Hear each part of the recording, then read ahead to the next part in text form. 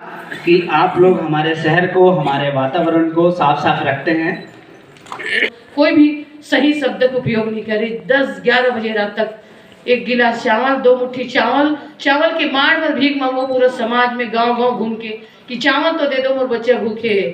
लेकिन माँ होते जिंदगी में कई हड्डी के टूटन, दर्द सही के जन्म देती माँ, और खुद भूखे प्यासे रहते। हर उम्मीद न मार के माँ अपन बच्चे ला आगे बढ़ा थे, यही सोच के कि मोर बेटा पढ़े लिखे, नौकरी करे, पढ़े लिखे बहुत बड़े आदमी बने। लेकिन मैं वो माँ हूँ जो तड़पते हुए इस समाज में अपन औलाद मतलब देखे हूँ, और मन में एक दिन फिर आगे कि अब आत्महत्या के सिवाय कुछ नहीं है। ये दुनिया, ये समाज कोई चाहने वाला नहीं है। एक माँ बेटी के रिश्ता समझ नहीं सकते। बेटा हाथ पकड़ के, पैर पकड़ के चिल्ला करो कि माँ हम लोग मरना नहीं है, जीना है। और वो दिन कसम खा कि आज के बाद गरीब जो शब्द है, मैं खुद गांव में घूम के गरीब भाई मन पर जो काम करूं, और जो भी भूखे प्यासे होकर साथ दो। 2001 से संगठन तैयार करें ना, 14,000 स्व सहायता समूह, 2 लाख से ज्यादा महिला स्व सहायता समूह, जिनमें 40 करोड़ बचत राशि। आज हम शिक्षा के बारे में बताना चाहते हैं कि जिंदगी में माँ बाप शुरू से ही संस्कार देते कि मोर बेटा पढ़ी, नौकरी करी। ये माँ बाप से ही निकलते हैं कि मोर बेटा बेटा तो पढ़वे ना, कलेक्टर बनना है, बेटा तो पढ़ना है, एसपी बनना है, बड़े अधिकारी बनना है। लेकिन जिंदगी में माँ बाप ये कभी नहीं कहा है कि बेटा तो धरती माता की सेवा करना है। धरती माता की सेवा करने दुनिया में कोई सेवा नहीं करते। धरती माता कलेक्टर के भी पेट में भरते, एसपी के भरते, देश के बड़े बड़े नेता जितना भी है किसान है। तब अब आज हम हैं, और किसान कोई दाना तैयार नहीं करी तो जिंदगी में हम कुछ नहीं। मैं तो ओमन खुद 10 जन मिल के एक ग्रुप तैयार करते हैं, और वो ग्रुप आज गांव वाली ब्रांच तैयार कर चुके हैं। कोई सरकार की कोई मदद नहीं है। सरकार से हम तो कहेंगे कि सरकार हर जगह देते, लेकिन जिंदगी में लेंगे, लेकिन एक न एक दिन सर झुका के बात करना पड़ी। मैं आज तक कभी सरकार से, माँ बमलेश्वरी फेडरेशन के नाम से हर कोई जान देख सकता हूँ, कभी भी 1 रुपया सरकार से नहीं मांगे। मुझे लगता है कि खुद के पैर से खड़े होना चाहिए जिंदगी में। जहाँ तक हम खुद के पैर से खड़े नहीं होंगे तो हम कभी आगे नहीं बढ़ सकते। एक सहयोग कर सकते, सरकार देना कोई गलत नहीं है, सरकार दे सकते, हम मदद मांग सकते हैं, लेकिन जिंदगी में खुद के पैर से खड़े हो तो जिंदगी भर खड़े रहो, और दूसरे के पैर से, दूसरे के हाथ पैर पकड़े से आप खड़े हो तो आप एक न एक दिन गिर सकते हो। एक सकती आज तक बिना सरकार की मदद से फेडरेशन चला थे, सोसाइटी है जहाँ सरकार मदद करा थे, डेयरी है बैठे में भैया मना, डेयरी है जहाँ लगभग 1,100 दूध हमारे बहनी मिनी, हमारे दूध तो वहाँ से अमूल दूध तो ला नहीं सकन, लेकिन खैरागढ़ छुई खदान में शक्ति डेयरी के नाम से दूध तैयार होने वाला है, जो माँ बमलेश्वरी संघ के महिला समूह में चला थे। वो बहनी मतलब 2 नेशनल अवार्ड मिल चुके हैं, बड़े बड़े अवार्ड बहनी मन ले थे। ऑर्गेनिक दूध, ऑर्गेनिक पेड़ा, हर चीज ऑर्गेनिक के द्वारा हम वो दूध ला, दही ला, पनीर ला तैयार कर सकन, जो हमारे छत्तीसगढ़ नहीं देश विदेश में हमारा सामान जा सके। ये हमारे मन के प्रयास है।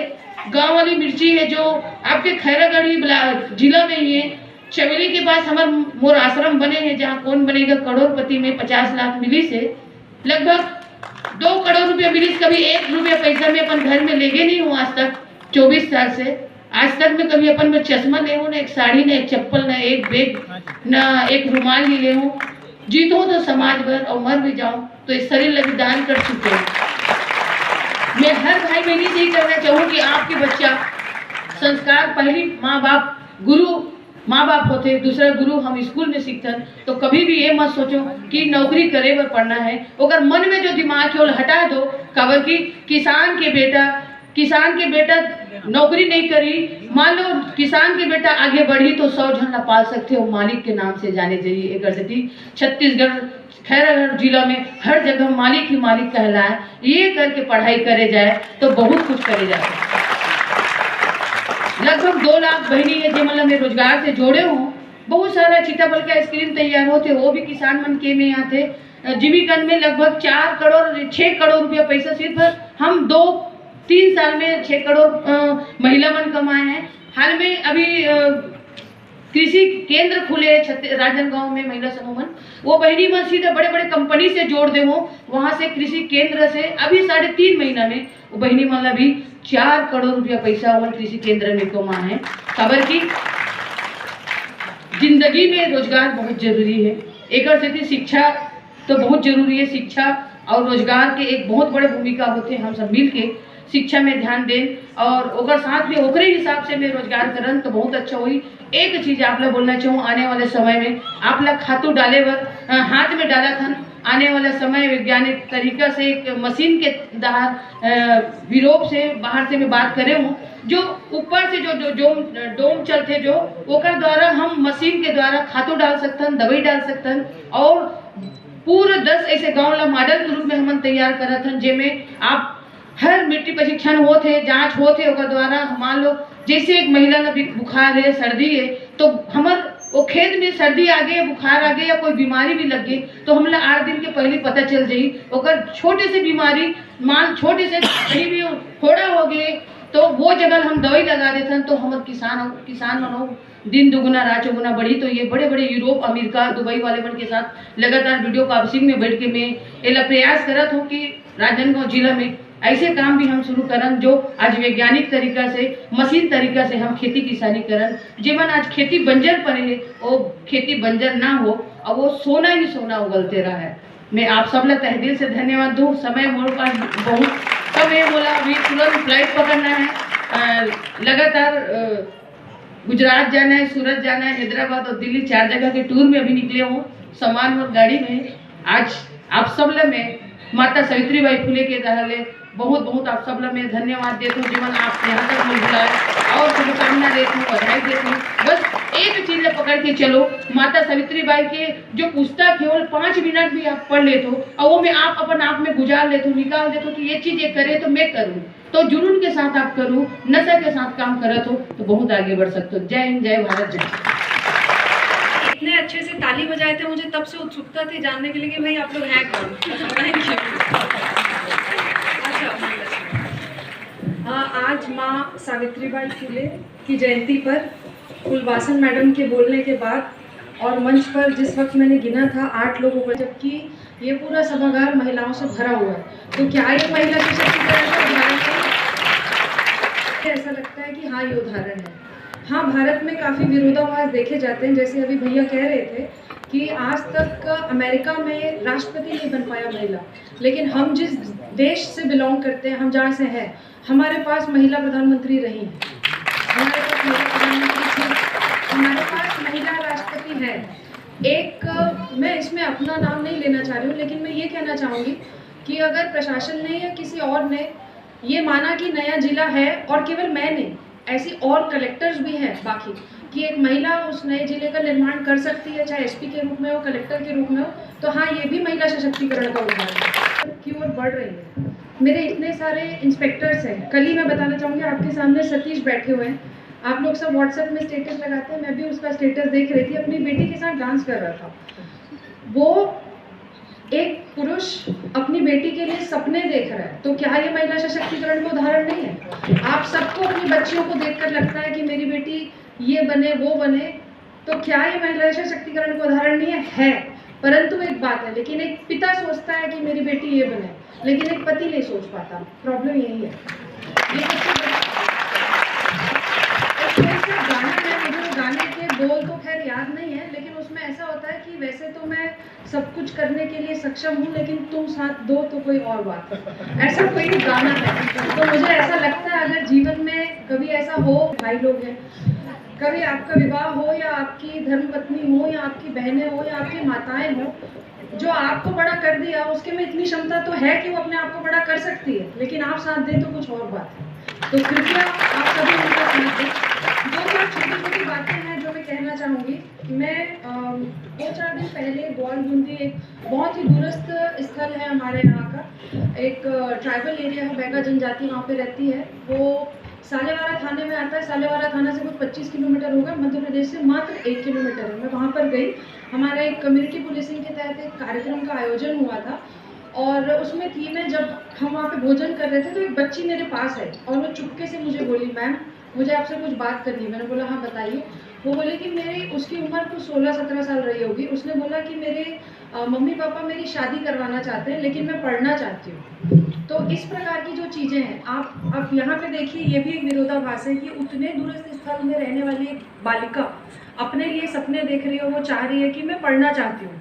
तो हाँ, अगर हमने उसको सपने देखने पे मजबूर किया और हमने ये वातावरण बनाया कि आप सपने देख सकती हैं और अपने सपनों को पूरा कर सकती हैं, तो कहीं ना कहीं हम आगे बढ़ रहे हैं और हम वाकई आगे बढ़ रहे हैं। लेकिन हमें साथ साथ उनके जो माता पिता है सभी को ये समझाना होगा कि आपकी बेटी भी आपके सपने पूरे कर सकती है। केवल बेटी का विवाह करना ही सपनों को पूरा करने के बराबर नहीं। मैंने उनसे पूछा कि आप ऐसे क्यों कर रही हैं, तो उन्होंने बताया कुछ आर्थिक समस्याएं हैं या कुछ और है, जो भी होगा। लेकिन फिर बाद में उन्हें कन्विंस किया गया कि उसके जो भी खर्चा होगा, क्योंकि बहुत ही सामान्य खर्चा अगर आप प्राइवेट करें या कुछ और करें, तो वो पुलिस प्रशासन द्वारा उठाया जाएगा, लेकिन आप अपनी बच्ची को पढ़ाएं। तो कुल मिला के बात ऐसी है कि हमें इस चीज़ को समझना होगा और हमें अपने साथ नहीं, दूर दूर तक इस बात को फैलाना होगा। मैं आपको ऐसे एक दो और छोटे उदाहरण देना चाहती हूँ। अच्छा, मैं एक प्रश्न आपके समक्ष रखना चाहती हूँ जो मेरे दिमाग में काफ़ी गूंजता है और वापस आ रहे हैं। अभी कोविड से पहले जो गए थे अब वापस आ रहे हैं। कुछ छोटा बच्चा लेकर के आ जाते हैं, पर कानून के पास दिल नहीं होता। मजबूरी में हमको दिल मन मार करके जेल भेजना पड़ता है, क्योंकि कानून हमको परमिट नहीं करता, क्योंकि वायलेंस तो हो गया कानून का। तो आप लोग अपने आसपास के माहौल में बच्चों को समझाइए, विशेषकर यहाँ बच्चियां ही बैठी हुई हैं। उम्र को देखते हुए स्वाभाविक है थोड़ा सा विशेष ध्यान रखने की आवश्यकता है, पर उसको हम कैरियर के लिए फोकस करें उसको, तो आगे बढ़ेंगे। तो पॉक्सो एक्ट में क्या होता है, कई बार ये स्थिति बन रही है कि लड़की आ गई, शादी कर ली है, लड़का आ गया, बच्चा हो गया, लड़का जेल चले गया, लड़की को घर वाले निकाल दिए, अब कहाँ जाएगी वो। हालांकि कंपनसेशन का अरेंजमेंट है इसमें एक्ट में, हम उनको कंपनसेशन देते हैं, पर उसमें समय लगता है। जैसे मामला दर्ज होता है, प्रक्रिया के तहत 25% अमाउंट उनको जल्दी जल्दी देने की कोशिश की जाती है। यदि केस सफल रहता है तो उनको 7 लाख तक कंपनसेशन मिलता है। पर सवाल ये उठता है कि क्या पैसे से जो समय, जो इज्जत और जो कैरियर या फ्यूचर बर्बाद हुआ उसकी भरपाई की जा सकती है। इसलिए समझदारी यहाँ पर पेरेंट्स की बहुत ज़्यादा है। यहाँ पर माताएं बैठी हैं, महिलाएं बैठी हैं, उनकी जवाबदारी है कि वो बच्चों को विशेष ध्यान दें, खास तौर पर लड़कियों को, और यही हाल लड़कों का भी है। लड़के समझते नहीं, लेके भाग गए, नतीजा फिर जेल है ही। कानून बहुत सारे हैं महिलाओं के संबंध में, यानी मैं बोलूं कि पूरे कानून महिलाओं के फेवर में है, तो कोई गलत नहीं हुआ। सोसाइटी का पार्ट नहीं है कि हम अपने नाम में और अपने सब कुछ में, जबकि हमें पता है कि हमारा हिस्सा आधा माँ का है और आधा पिता का है, तो पर भी हम ऐसा करते हैं। तो सिर्फ आप इस बारे में सोचिएगा। और लोग कहते हैं ना कि हमें अधिकार दिया जाए, तो मैं आपसे पूछना चाहती हूँ, आप हमको अधिकार देने वाले कौन होते हैं? मतलब कई बार मैंने ऐसा सुना है कि पति जो है वो बोलता है कि मैंने इसको पढ़ने दिया, तो आप कौन होते उसको पढ़ने देने वाले? उसके माता पिता उसको बचपन से पढ़ा रहे हैं, वो बचपन से पढ़ रही है। और आज की डेट में भी ये बात बहुत ज़रूरी है।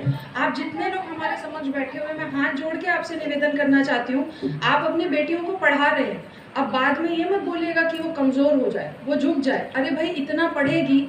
आज की डेट में वो कोएड में जाती है, कॉमन एजुकेशन है, लड़के भी हैं वहाँ पे, लड़कियाँ भी हैं। अक्सर क्लास में लड़कियाँ टॉप कर देती हैं, लड़के नहीं कर पाते। अब बाद में उस लड़की को बोलेंगे अरे थोड़ा सा झुक जाना यार, वो बच्ची तो पहले ही फर्स्ट आती रही है, अब आप अननेसेसरी उसको इस प्रकार की चीज़ें लाएंगे उसके मन में।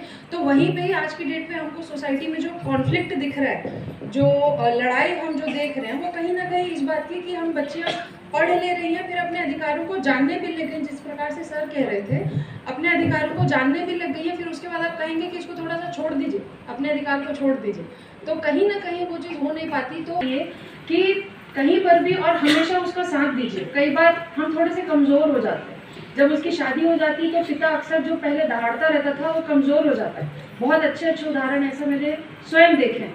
तो कृपया आप अपने आप को स्ट्रॉन्ग ही रखिए। जो बच्चियाँ आज आपके समक्ष बैठी हैं, ऐसे ही कोई आपकी वाइफ होगी जो आने वाले समय में कहीं पढ़ के आ रही है, आप उसको दबाने का प्रयास न करें। आप अगर साथ चल के आगे बढ़ेंगे तो सफ़र आपके लिए भी बहुत आसान होगा और उनके लिए भी बहुत आसान होगा। और मैं उन व्यक्तियों को तहे दिल से उनका आदर करती हूँ और बहुत इज्जत है मेरे मन में उनके लिए, जो अपने घर में जितनी भी महिलाएं हैं उन्हें आगे लाने में काफ़ी सारे त्याग करती हैं। और हाँ, ऐसा नहीं है, ऐसे कई उदाहरण हैं हमारे आसपास भी कि जिसमें बहुत सारे मतलब पुरुषों ने भी महिलाओं का साथ दिया है। मैं ये कहना चाहूँगी कि क्या हमने कभी सोचा है, हम बोलते हैं कि हमारी स्थिति इतनी कमज़ोर हो गई है, लेकिन भारत वही देश है जहाँ सिर्फ एक मात्र देश होगा जहाँ माँ की पूजा होती है, जहाँ हम दुर्गा माता की पूजा करते हैं। तो क्या शिव ने शक्ति का साथ नहीं दिया होता तो शायद शक्ति भी उतनी स्ट्रांग नहीं होती। और ये मैंने पढ़ा था कहीं पे कि माँ को जो अंदरूनी विद्या जो दुर्गा माता को या पार्वती मैया को जो बाद में मिली हैं, वो सारी चीज़ें शिव जी ने ही सिखाई हैं। तो आज के डेट में अगर शक्ति भी स्ट्रांग है तो वो शिव की वजह से ही है, और शिव भी स्ट्रांग है तो शक्ति की वजह से। तो कृपया इस चीज़ को सभी महसूस करें और इस पर आगे बढ़ें। और मुझे यही कहना है कि हमारा देश ऐसा नहीं है कि शुरू से ऐसा रहा है। क्यों आप में से अगर कोई हिस्ट्री का जानकार हो तो ऋग्वेद टाइम पे